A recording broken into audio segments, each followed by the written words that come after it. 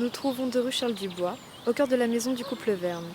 La maison à la tour, comme elle est surnommée, est symbole de réussite sociale. Elle nous plonge directement au cœur de l'architecture du 19e.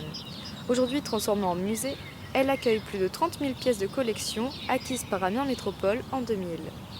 Je vous emmène aujourd'hui au cœur de la création de l'imaginaire vernien et nous allons tenter de comprendre comment un univers peut-il continuer à créer de l'inspiration, et ce, même aujourd'hui, plus d'un siècle après la disparition de l'auteur.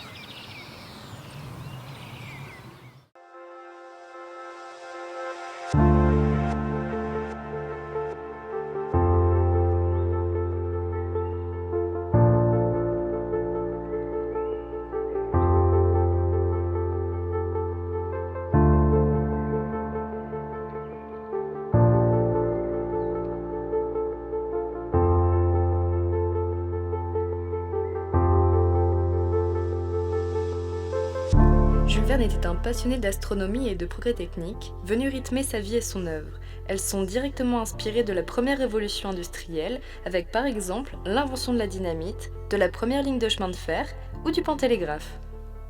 L'œuvre de Jules Verne s'étend sur plus d'une soixantaine d'ouvrages, que l'on nomme les 62 voyages extraordinaires. Mais si, vous en connaissez sûrement. Qui n'a jamais entendu parler du Tour du monde en 80 jours, ou de 20 milieux sous les mers, de Phileas Fogg ou du Capitaine Nemo? Vous voyez que vous en connaissiez. L'univers de Jules Verne est empreint des thématiques du voyage, de l'utopie et de la science, à tel point qu'il prenait sans cesse des notes dans des revues ou des journaux scientifiques. Ces notes sont retrouvables à la bibliothèque municipale d'Amiens, car elles représentent un point majeur de la création de son œuvre, quant à se placer au-delà du possible, tout en se servant des connaissances du monde qui nous entoure.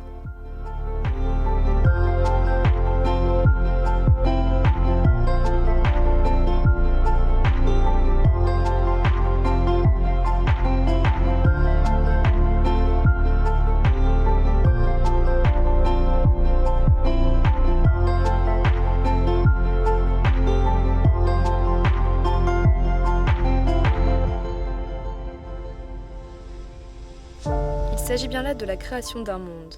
Et pour y donner une crédibilité scientifique, Jules Verne fait appel à de nombreux illustrateurs et dessinateurs, ce qui permet à la population de croire ce qui est dit dans les écrits et de pouvoir les adapter par la suite au cinéma ou encore en maquette. Au moment même où je vous parle, sur le parvis de la gare, une gigantesque pieuvre de bronze est en construction. Elle s'animera pour divertir les passants et leur prouver que l'âme de l'œuvre de Jules Verne est toujours bien vivante.